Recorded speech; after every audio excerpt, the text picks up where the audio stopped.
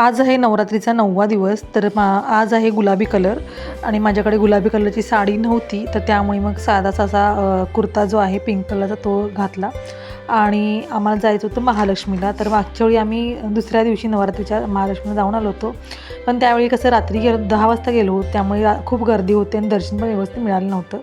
तर आज आमच्या बाजूच्या ताई आहे शेजारच्या, त्यांच्यासोबत त्यांची मुलं आणि प्रेमका आला नव्हतं, त्यामुळे मग श्री आणि मी आम्ही सगळे एकत्र गेलो होतो. भवानी मंडपामध्ये आलो आणि बाहेरच्या भरपूर असे वस्तू घेऊन वगैरे बसलेल्या, देवांच्या वगैरे वस्तू, अशा पूजेच्या वस्तू, अशा साहित्य वगैरे सगळं घेऊन बसलेले विकायला. आणि आतमध्ये आल्यानंतर ना इतकं छान वाटतं की तो असं वाटतं की कुठंतरी मोठा वाडा आहे. तिथे दर्शन घेतलं आणि तेलसुद्धा घातलं.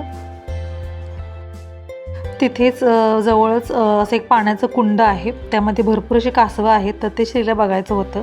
त्यानंतर महालक्ष्मी मंदिराजवळ आलो आणि तिथे अशी चप्पलचं एक स्टँड आहे, फ्री स्टँड आहे, जिथे आपण फ्री ऑफ कॉस्ट चप्पल आपल्या इथे व्यवस्थित ठेवू शकतो.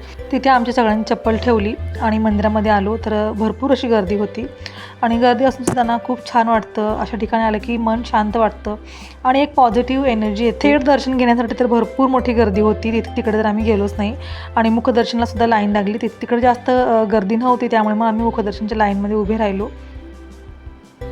त्यानंतर महाद्वार रोडला एका ठिकाणी आम्ही असं शिवलिंग बघितलं, जिथं शिवलिंग फक्त एकच आहे, पण तिथे मिरर ठेवल्यामुळे ते असे भरपूर त्याच्या प्रतिमा दिसतात आणि तिथे त्यांनी छान अशी माहितीसुद्धा सांगितली. त्यानंतर आम्ही मंदिरामध्ये आलो आणि तिथं असं एक छानसं असं गाण्याचा कार्यक्रम होता, ते आम्ही थोडा वेळ बसलो.